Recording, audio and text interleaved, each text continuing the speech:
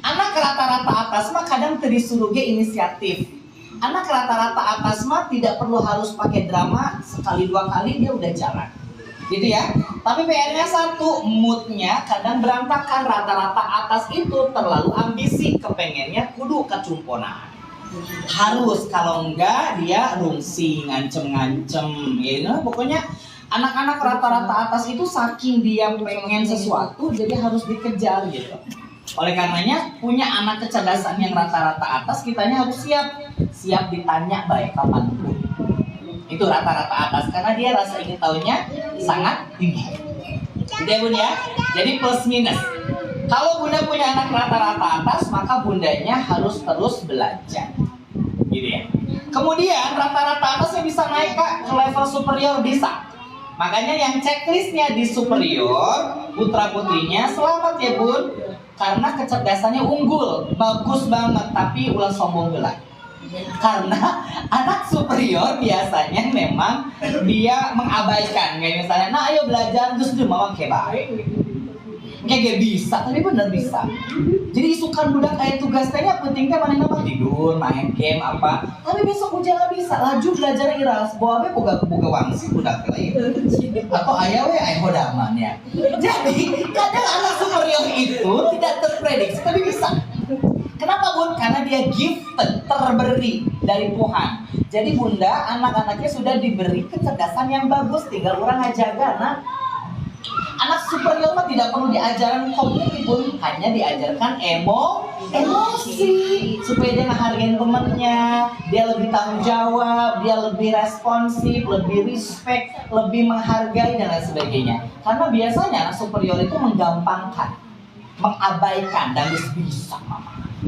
Laju orang tuanya santai, itu sudah belajar udah harus cerdas lah jadi tunage. Akhirnya sampai SD-nya diam. Hati-hati buat kecerdasan anaknya akan sempurna itu di umur 12 tahun. Jadi sampai kelas 6 SD kecerdasannya akan naik turun. Jadi yang takutnya tadi mungkin di superior bisa nggak turun? Bisa banget kalau orang tuanya santai. Kalau anaknya sekarang di rata-rata bawah bisa nggak naik kak jadi rata-rata atas? Bisa banget kalau orang tuanya sesek. Ayo nak kita les, ayo nak kita belajar, ayo nak kita ekstra apa. Jadi tergantung stimulus dari orang tua. Gitu ya bun ya. Jadi kayak bang titip, kecerdasan yang sudah dipunya sama anak itu adalah modal. Supaya apa? Anaknya besok bisa menghadapi pendidikan yang lebih tinggi. Untuk yang besok mau masuk ke SD, ketika kecerdasannya superior di atas rata dan rata-rata sudah sangat aman. Ya bun ya. Kemudian ada yang namanya aspek kecerdasan. Coba dicek. Berpikir verbal, apa itu berpikir verbal? Kemampuan setiap anak untuk menyampaikan apapun itu dari apa yang dia pikirkan. Jadi apa yang dia sampaikan itu runut dengan apa yang dia pikirkan, bun. Nah kan anak-anak itu tipenya ada dua nih. Mungkin dia mikirin sesuatu, tapi nggak bisa ngomongnya, ya kan? Kudu baik kurang ditabur karena ngomong lain. Nah, atau nuntut disuruh ngomongnya udah kurang. Ngoceh, dol gitu kan ya. Apa yang tidak difikirkan ngoceh deh. Nah, berpikir verbal itu adalah kesesuaian antara apa yang difikirkan dengan yang diucapkan. Jadi kalau checklistnya cukup baik berarti aman, bagus. Kalau yang baik gimana? Bagus banget dong kak. Kalau yang kurang baik PR, berarti mungkin antara apa yang dia pikirkan banyak yang tidak sama dengan yang diucapkan. Itulah berpikir verbal. Yang kedua, kemampuan abstraksi. Nah ini penting bun. Kemampuan abstraksi adalah kemampuan anak untuk membayangkan sesuatu. Jadi dikatakan abstraksinya bagus adalah ketika ada banyak hal yang dia pikirkan, kemudian dia ungkapkan entah lewat gambar, lewat cerita, lewat tulisan. Makin abstraksinya bagus, makin beda tibatur. Contoh, hari ini temanya apa? Kata gurunya, kak, anak-anak sekarang gambar pemandangan. Kira-kira anak-anak pada umumnya gambar pemandangan itu gambar apa? Gunung. Gunung dua lain. Tengahnya ya matahari, ayah bukan. Ayah jalan, ayah sawah, ayah awan. Di zaman orang gitu bun. Sampai ke budak orang lain. Nah, ketika misalnya gurunya bilang, nah gambar pemandangan, ada anak yang gambar cuma nyoret-nyoret. Gambar apa? Pusaran ombak. Tsunami. Tabun eta versi hargaan berarti dia punya abstraksi yang bagus. Jadi bukan aneh karena mungkin tontonan dia udah jauh nih. Atau dia imajinasinya kemana gitu kan ya. Terus apa lagi? Kalau misalnya gurunya bilang, nah gambar daun, warnain daun, warnanya pasti hijau pada umumnya. Udah kurang beda sorangan, warna koneng, coklat, warna aneh lain. Mama kan ini daun layu, mama ini daun kering, daun basah. Oh berarti budak dia abstraksinya bagus. Jadi kita hargai kemampuan abstraksi anak lewat imajinasinya. Gak apa-apa, kalau cukup baik berarti bagus. Yang ketiga, daya ingat. Apa itu kemampuan anak untuk menghafal? Jadi kalau yang daya ingatnya cukup baik atau baik, bunsur nggak apa-apa. Kasih target hafalan, kasih lesan yang kayak untuk menghafal boleh. Tapi kalau kurang baik, wayana bun, jangan dipaksa. Cirinya gimana kalau otak anak pusing? Kalau dia sudah burn out, jenuh, mama akunya nge-lag otaknya mama, misalnya, akunya rungkat mah gitu. Nah itu tuh jangan dipaksa bun, berarti daya hafal dan daya ingat anaknya terbatas.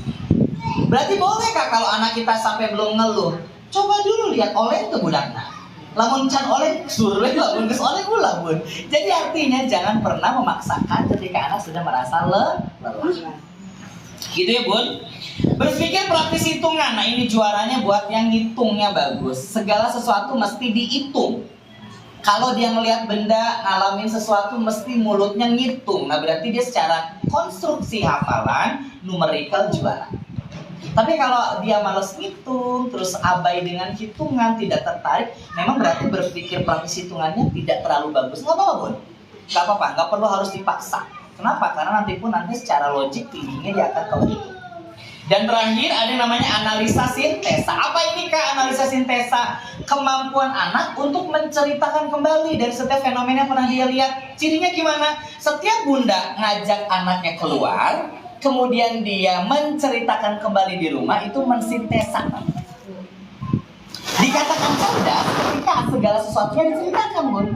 Tapi ada anak saya, maka tipenya tuh kudu ditanya baik. Kadang ditanya cicing baik. Kakak tadi ngeliat apa? Kakak tadi gimana? Biasa baik.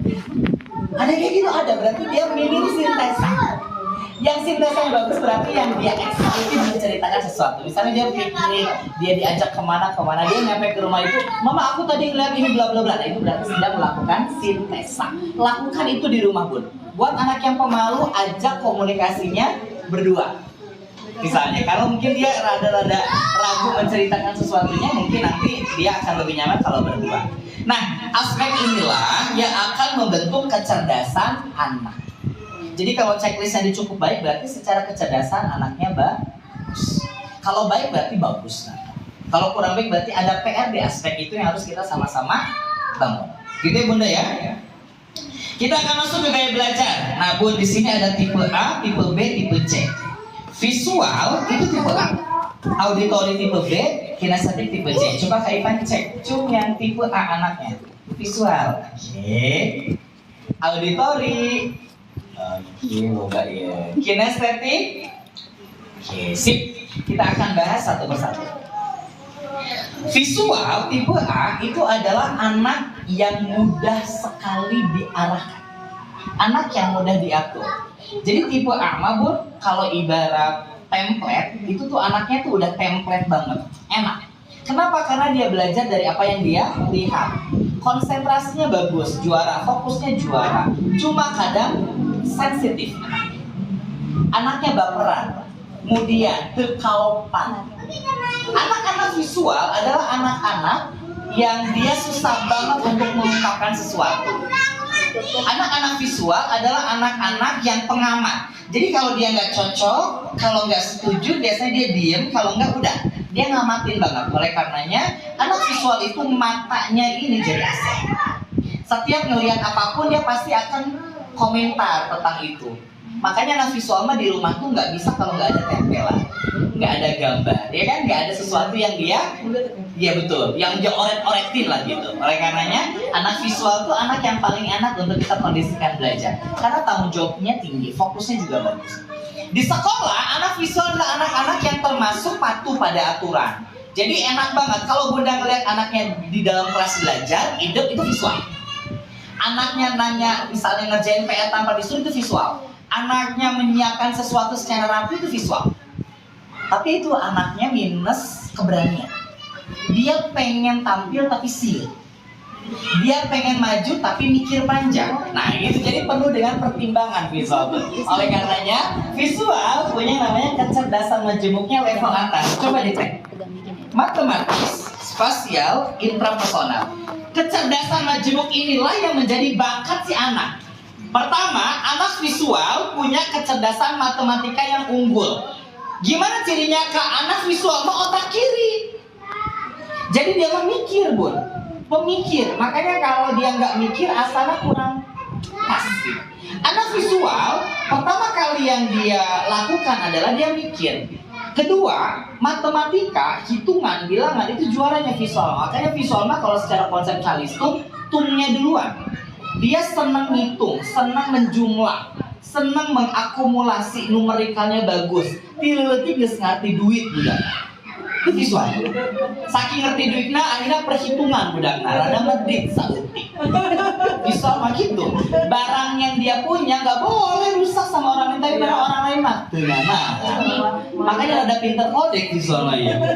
Jadi kalau ada anak bunda tipe visual bawa makanan ke sekolah, terus tiba-tiba balik deh makanan terima, itu visual bro. Karena dia rada pelit. Atau ada sesuatu yang tidak diungkapkan, itu visual. Kan jadi visual itu cocoknya apa? Kalau les lah calis tungtungnya. Sempoa contohnya, kumon, les yang sifatnya olimpiade sains. Karena anak ini bakal jadi anak-anak yang ngikut lomba olimpiade, lomba yang mikir. Pokoknya anak visual mah disuruh mikir deh tuh, senang mereka. Mulai disuruh maju ke hari. Kenapa? Karena mentalnya ini pengen. Jangan disuruh tampil lomba. Lamun lombana lomba kuma, lomba nu eueuh penontonan. Nah, visual maju, yang penting karyanya. Ada visual. Yang kedua, anak visual punya namanya kecerdasan spasial. Apa itu spasial? Kecerdasan membangun konsep, konstruksi. Makanya bisa jadi anaknya pendiam, anaknya tidak banyak ngobrol, tidak banyak ngomong, tapi dia lagi mikir, Bun. Nah, anak visual begitu. Kalau dia di pojokan main sendiri Lego, nggak perlu banyak teman. Kalau dia ngapain sesuatu tanpa banyak teman, ada. Tapi hati-hati, kalau misalnya dia udah ngomong sendiri dengan mobilnya, ngomong sendiri dengan bonekanya dan asik sendiri, dia harus diganggu per 30 menit. Jadi anak visual mah jangan dibiarkan asik sendiri. Kalau dibiarkan asik sendiri, potensi autis spektrum disorder. Jadi mereka nanti abai dengan dunia sosialnya, bahaya. Jadi kalau dia nonton nih Bun, nonton terus kemudian bundanya kemana lebih dari 30 menit matiin, dia suruh kemana? Atau dia lagi main asik sendiri. Kalau di sekolah misalnya ada yang nggak mau gabung, nggak mau gaul dengan teman-temannya, gurunya harus distracting, harus ngecoin semua. Kalau enggak bahaya. Makanya anak visual mah aslinya itu memang dia senangnya sendiri. Anaknya presisi warna. Jadi kalau disuruh ngewarnain, disuruh ngegambar, ini juaranya. Saking dia pengen rapinya, keluar sedikit dari garis aja tuh embung-embung. Dia hapus sampai katandes, sampai ke kertasnya sobek. Yang lain udah dikumpulin, anak visual macam kalila antui. Terlalu perfect Bun. Jadi bangun konsep diri anak visual mah udah nak kerjain aja dulu. Masalah hasil belakang, karena dia tipenya yang perfeksionis. Jadi kalau punya anak visual mah harus memang tipenya hati-hati. Itu ya Bun. Yang ketiga, anak visual punya yang namanya intrapersonal skill. Apa itu? Kecerdasan membangun relasi dengan dirinya sendiri. Makanya anaknya peka, sensitif, pemilih. Itu visual tuh Bun. Kakak punya teman nggak di sekolah? Ada, mama. Ada bunda berapa? 2. Siapa? Mawar Melati. Ini 2 andai. Sampai ke SMA Mawar Melati semuanya happy. Karena loyal dia ngejaga. Kenapa kamu nggak main sama sini? Enggak, soalnya galak. Nah, visual itu dia protection. Kalau ada yang ngejailin dia, sensitif, dia nggak akan mau gabung dengan orang itu. Oleh karenanya anak visual mah penuh dengan kehati-hatian. Tapi resiko ketika nyoba sesuatu Bun. Karena take a risk-nya anak visual pun ada contoh misalnya. Disuruh dia serodotan, disuruh dia ngapain. Anak visual mah lihat-lihat dulu, saking lihat-lihatnya kalilaan. Temiluan. Beda sama anak tipe B, tipe C mah. Oh, seret, benjol gitu. Visual mah nggak diamatin dulu, ini teh bagus, nggak resep aman, nggak jadi gitu. Dilatih mikirna. Nah jadi anak visual mesti dibangun keberanian. Kapan anak visual tampil? Pada saat sekolah punya perlombaan yang menghasilkan karya. Lomba ngegambar, lomba nulis, lomba membangun sebuah bentuk, tapi ulah aya penontonan geus pokokna. Juri B2-an. Karena yang dia tampilkan tuh karya, bukan orangnya. Karena anak visualnya di belakang layar nantinya. Anak visual itu nanti kalau sekolah SMA-nya masuknya ke IPA, calon-calon dokter, saintis, peneliti, teknisian tuh kayak gitu tuh. Karena mikirnya mendalam, karena otak kirinya juara. PR-nya satu apa? Sosial. Tipe B, auditori. Kebalikannya visual, musuhnya visual. Jadi lamun aya budak urang di di jailan, dinangisin, pasti gaweana si auditori B sih. Tipe B. Nah, B ini adalah anak-anak yang random banget. Kalau visual tadi pengamat, auditori pendengar, makanya kupingnya sensitif. Anak auditori ciri utamanya apa? Dia punya kepercayaan diri yang tinggi, dia punya mental yang bagus, tapi tidak sekritis anak visual. Anak auditori mah semau dewek, sekarat dewek gitu. Kalau kita bilang anak belajar itu visual, disuruhnya visual belajar, tanggung jawab. Anak auditori nggak bisa. Makin kita suruh, makin kabur. Makin kita galak, manehna makin lebih galak. Jadi auditori mah semau dewek. Jadi kalau di kelas ada yang rungsing, ada yang jahil, ada yang tidak rapi, ya kerjaannya anak auditori gitu. Anak auditori adalah pendengar, makanya dia mudah bosan. Makanya dia cenderung random perilakunya. Dia punya 3 kecerdasan. Lihat di level tengah. Anak auditori punya kecerdasan bahasa, musical, dan spiritual. Kalau tadi anak visual ini kecerdasannya otak kiri, anak auditori mah otak kanan. Kebalikannya, otak kreatif, bukan otak mikir. Jadi anak-anak auditori mah kemampuan komunikasinya baik, struktur bahasanya bagus, kalimatnya bagus. Oleh karenanya capnya juara dibanding hitung dan nulis. Jadi anak auditori mah cocoknya apa, Kak? Cocoknya dilesin bahasa. Semua jenis perbahasaan anak auditori juaranya. Mau dia lesin bahasa Inggris, teu dieleskeun ngedenger Google, ngedenger YouTube udah hafal. Anak auditori mah cepat menyerap semua jenis bahasa manusia sama bahasa binatang juara. Anak auditori itu paling cepat banget nyerap bahasa itu. Kenapa? Karena di otaknya tidak ada filter, tidak ada penyaring, semuanya diucap. Tuh, karena saking beraninya anak auditori. Oleh karenanya Bun, yang punya anak auditori hati-hati kalau ngomong, hati-hati kalau misalnya lagi debat sama bapaknya. Kenapa? Karena dia menguping Bun, anak auditori mah. Terus hati-hati kalau ngasih janji-janji. Kalau anak auditori gak kecumponan, dia nagih karena dia nginget. Dia nggak bisa kalau dikasih janji-janji palsu. Auditori. Visual bisa berontak, bisa, tapi ditahan. Auditori mah tuh bisa, makanya muncullah tantrum. Anak auditori mah kudu kecumponan karena emosinya tidak stabil. Anak auditori juara di bahasanya. Yang kedua, anak auditori dia punya kecerdasan musical. Apa itu kecerdasan seni? Makanya apa yang dia dengar, badannya bergerak. Kekaupan. Lagi belajar pun mulutnya menggumam, bersenandung, sok bae. Tak pernah hening anak auditori mah. Anak visual mah hidup jadi gitu. Belajar jalan visual masih jadi kuburan gitu jadi. Auditori mah bisa. Segala macam diungkap, segala macam diucap. Budak teh benerannya.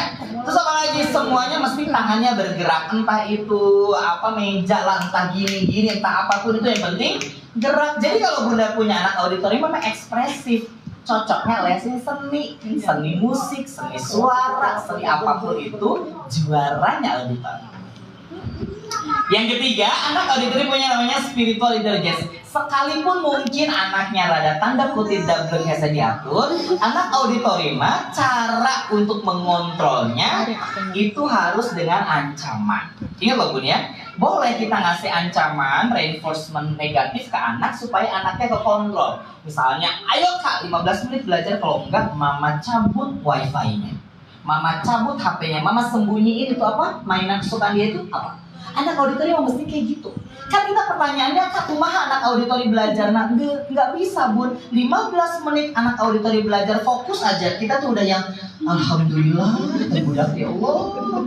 Iya, Bun. Soalnya Kak lagi treatment anak saya tuh auditori. Jadi 15 menit wayahna setelah maghrib cicing jawabnya. Duduk manis. Terserah dia mau cerita, mau main apa kan 15 menit cicing baik udah. Karena lagi melatih fokus, Bun. Anak visual 30 menit sendiri mah aman, Bun. Tuh disuruh belajar dia budak teh ada pong di mana gitu. Auditor mah tuh bisa, Bun. Sampai kamarnya capek. Iya. Jadi belajar anak auditori mah definisinya semau dewek. Gitu baik. Tapi ketika anak auditori punya target, punya tanggung jawab, ayo nak murotal Al-Qur'an misalnya ya, dirosah, ngaderes segala macam, itu anak auditori paling cepat. Makanya kalau ngajarin anak auditori ngaji, jangan berharap mereka ngelihat ikro nalungkan, Bu. Nggak bisa. Jadi harus apa? Harus ngeliatin mulut Ustaz Nata. Ayo ucapkan auzubillahi, lamun teu bisikeun ta aya kursi ngana kaluar cina babe. Auditori mah kitu guruna. Kalau nggak begitu dia nggak belajar. Beda sama visual mah ide gitu. Anak auditori mah kudu gitu. Tapi tiba-tiba, mama aku udah bisa ngajiin. Sama ngajaran ngaji nah budak teh. Jadi banyak speechless moment anak auditori karena mereka mencari sendiri. Jadi Bunda nggak usah khawatir kalau anak auditor hari ini belum bisa apa-apa, kayak gak bisa. Selama kupingnya aktif. Gitu ya. Itu yang kedua. Yang ketiga, tipe C kinestetik. Siapa itu bestinya auditori? Jadi lo auditori pasti temennya jadi kinestetik. Saha musuhnya visual. Karena anak auditori kinestetik ini jahil karena visual jadi korban ya. Jadi Bunda, hati-hati yang punya anak visual, yuk bersahabatlah dengan mama-mama auditori kinestetik. Kenapa? Karena bisa jadi iya nut biang keroknya dua iya bukan lo. Mending kelasnya pasti si kinestetik ya. Kenapa? Karena dia mah bisa cicing. Gatel kayak Bun, gatel lah budak nate. Jadi lo misalnya cek Bunda guruna duduk manis 15 menit pertama anak kinestetik mah aya we drama jeung alasan lain. Tiba-tiba geus keluar, Bunda aku mau ke toilet tuh balik deui. Tiba-tiba geus ka mana kah? Makanya pantau gerbangnya harus dikunci, Bun. Lamun teh budak teh geus di jalan raya, geus di lapangan. Kinestetik karena dia full driven energi. Energinya enggak ada habis. Habisnya kapan Kak? Lamun manehna lapar. Kinestetik begitu. Jadi kalau Bunda punya anak kinestetik, titip ya sarapannya harus full. Kalau enggak jam sarapan geus mulai udah eta mah. Udah habis waktunya, habis energinya. Mau kemudian mama akunya tuh lupa bawa sarapan, tapi enaknya kinestetik mah dimanapun hade pun hidup udah kena deh. Karena kalau dia lapar dia tinggal bilang aja aku enggak bawa makanan. Hasbonnya lah Kak. Mental misalnya ke Bunda guru atau apa, karena dia punya keberanian. Kalau visual mah cicing, Bun. Dan karena takutnya itu, malunya itu. Oleh karenanya yang punya anak kinestetik minimal dia dimanapun berada pasti hidup ya, Bun. Pasti enak gitu tinggalnya ya. Kinestetik punya apa? Kecerdasannya 3 di level bawah ya. Ada kinestetik, kecerdasan gerak. Apa maksudnya Kak kinestetik? Kalau tadi visual otak apa? Kiri, auditori otak kanan, kinestetik otak tengah. Jadi otak tengah kinestetik itu bagus. Dia bisa mengambil keputusan. Calon-calon leader itu kinestetik. Calon-calon pemimpin itu kinestetik. KM itu kinestetik. Jadi kalau kinestetik mah dia bergerak itu kecerdasan. Makanya pelajaran yang paling dia suka adalah olahraga, jeung keliling lapangan. Segitu baik. Jadi anak-anak kinestetik mah kalau Bunda lesin les yang sifatnya gerak olahraga itu juaranya. Kinestetik cocok nggak kalau di lesin renang? Cocok ya? Cocok. Visual lesin renang cocok tuh. Tak bayang tuh di liburan di sana nam gaya batu. Bisa tapi visual karena memang dia takut nggak strategi. Jadi kalau kinestetik mah candi suruh renangnya guys nyemplung dia balik di galuh. Kebayangnya kinestetik sama kinestetik mah kan usil dan jahil tangannya ya. Jadi kalau ada barang-barang di sekolah yang rusak lebih dulu itu pagaweana kinestetik. Jadi Bunda tinggal cek baik kalau tersalah suruh tanggung jawab. Ya, kinestetik mah harus bergerak, makanya dia akan bete, akan jenuh kalau di dalam kelas. Itu pertama. Yang kedua, anak Anak kinestetik punya namanya the social intelligence, kecerdasan membangun hubungan dimanapun berada. Kinestetik mah aman, serius pun, karena dia mah turut. Karena kinestetik mah banyak masa, tukang provokator tuh kinestetik. Jadi letik-letikannya gini, bawa masa ibu udah kurang. Kakak perasaan kakak itu uangnya habis-habis terus, iya mama aku soalnya traktir satu kelas. Jadi bangga kinestetik bang, geus teu nahan toko asal kasohor. Makanya kinestetik apa males-malesan ngerjakeun tugas, tapi manehna mah selalu aktif. Aktif ngabayan anak visual ngerjakeun tugasna. Anak visual kadang yang dimanfaatkan sama kinestetik. Jadi budak yang punya anak kinestetik bersahabatlah dengan mama visual supaya bisa nitipkeun budakna. Jadi kinestetik itu dia pandai bergaul. Nanti kita akan coba cek pengaruhnya ke SD yang cocok yang mana. Gitu ya. Kinestetik dia pergaulannya luas. Kemudian dia punya kepercayaan diri yang bagus. Sosialnya bagus. Pokoknya dimanapun berada pasti anaknya keturut. Anaknya banyak temennya.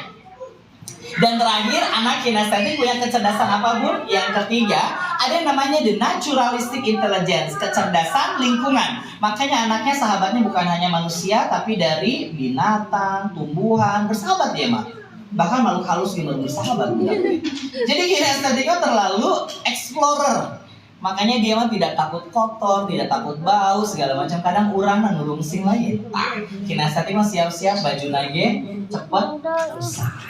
Cepat, yaitu tadi belepotan apapun itu. Nah, oleh karenanya belajar buat mereka adalah dunia sosial. Oleh karenanya bun, anak-anak yang punya anak-anak kinestetik, bundanya harus benar-benar paham tentang konsep belajarnya. Karena anak kinestetik akan belajar kalau dia mau aja. Ya, sehingga Kaifan titip nih yang besok mau masukin anaknya ke SD, ada perbedaan. Kalau anaknya tipe visual, Kaifan sarankan masuk ke SD negeri. Cocok. Karena SD negeri minim toleransi untuk calistung. Dan yang paling siap untuk calistung biasanya anak visual.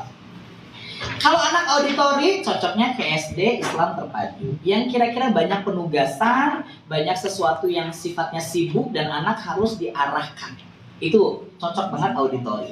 Kinestetik cocok di SD yang sifatnya alam. Kalau nggak ada alam dimanapun HD, yang penting sampingnya ayah lapangan, sampingnya ayah sawah, ayah nanu kira-kira aktivitas budakna tidak hanya di dalam kelas, pokoknya gitu.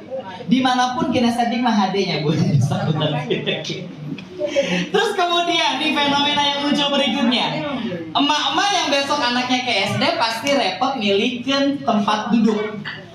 Nah, fenomena ini tuh sampai sekarang tuh ada, gitu ya. Dari zaman saya mungkin sampai zaman sekarang tuh ada. Jadi yang paling bergerombol, berbondong-bondong masukin anaknya ke SD untuk duduk di depan, itu harusnya emak-emak tipe anak visual. Jadi yang punya anak visual wayahna nitipkan mejana depan persis guruna. Namun guruna ini budakna di dia. Karena kelihatan si guruna panghareup teh anak visual. Jadi kalau anaknya datang jam 7 mana nyubuh titip pokoknya jeung anak urang da visual. Auditori geus bere tengah deh. Auditori di tengah GHD. Kinestetik di mana? Geus teu milih kursi gitu nah. Refleksian di mana? Lamun alus sama pinggir pangkok budak we. Karena lamun eka mana-mana kaburna dikeun. Jadi yang paling repot visual nanti, Bun. Anak visual duduknya mesti di depan. Kalau enggak fokus konsentrasinya rungkat nanti. Jangan sampai anak auditor kinestetik di depan rusak nantinya. Kamunya zolim kira budaknya. Aku yang gak kelihatan gitu ya. Jadi nanti bunda yang harap-harap cemas sebenarnya bunda anak visual. Kenapa? Yang penting dapat bagian depan. Gitu ya bunda ya. Oke, terus kita lanjut ke profil kepribadian ke bawahnya. Di situ ada fokus dan konsentrasi. Kira-kira yang fokus konsentrasi yang paling bagus siapa tadi? Anak visual. PR banget anak auditori dan kinestetik. Bukan gak punya, tapi mereka tidak akan sebagus anak visual untuk bisa fokus. Makanya satu hari ngelatih fokus auditori kinestetik 15 menit aja bun, udah alhamdulillah bun. Atau minimal mereka bisa kerjasama dengan kita 15 menit aja untuk tidak banyak drama, itu udah bagus. Makanya anak auditori kinestetik mah harus dikasih target, harus ditungguin, harus diobservasi, gitu ya. Yang kedua yang punya kemampuan bahasa yang bagus siapa? Kepercayaan diri yang bagus siapa? Auditory. PR-nya si visual belajarlah untuk mengungkapkan ekspresi. Makanya di anak visual harus kudu ditanya, kakak kenapa, kakak gimana gitu. Jangan sampai flat aja. Ketika dia nggak suka, ketika dia suka harus divalidasi emosinya. Anak auditori mah tanpa disuruh ngoceh seorang. Kemudian yang punya penyesuaian diri yang bagus siapa? Kinestetik. Dimanapun berada, kinestetik mah mampu untuk beradaptasi dengan baik. Nah bun, sehingga ini akan nanti mempengaruhi proses transisi PAUD ke SD-nya. Kita akan cek di kesimpulan, itu ada yang namanya potensi. Kalau putra putri bunda ada di potensi yang unggul, sangat baik dan baik, maka tahun depan masukkan saja ke SD, nggak apa-apa. Anaknya baru Agustus 6 tahunnya, kan kita offset sebulan, harusnya Juli. Kalau dia kecerdasannya di atas rata-rata dan superior, udah masukin. Kita coba. Tapi kalau misalnya bundanya yang nggak yakin, ya udah titip lagi dikasih bunda 1 tahun untuk dimatangkan. Tapi kalau bundanya mau nge-challenge nggak apa-apa karena bibitnya udah bagus. Karena usia mentalnya sudah memenuhi syarat. Gitu ya bun ya. Jadi kembali ke bunda, tinggal nanti kalau ada putra-putrinya yang masih ada potensi yang kurang baik atau cukup baik, maka kita masih punya waktu untuk mengupgrade kemampuannya. Itu dari Kak Ivan, nanti kita akan tanya jawab atau ada hal-hal yang nanti ingin Kak Ivan diskusikan khusus buat SD nanti setelah ini ya dengan Kak Ivan. Itu saja bunda dari Kak Ivan, terima kasih banyak. Assalamualaikum warahmatullahi wabarakatuh.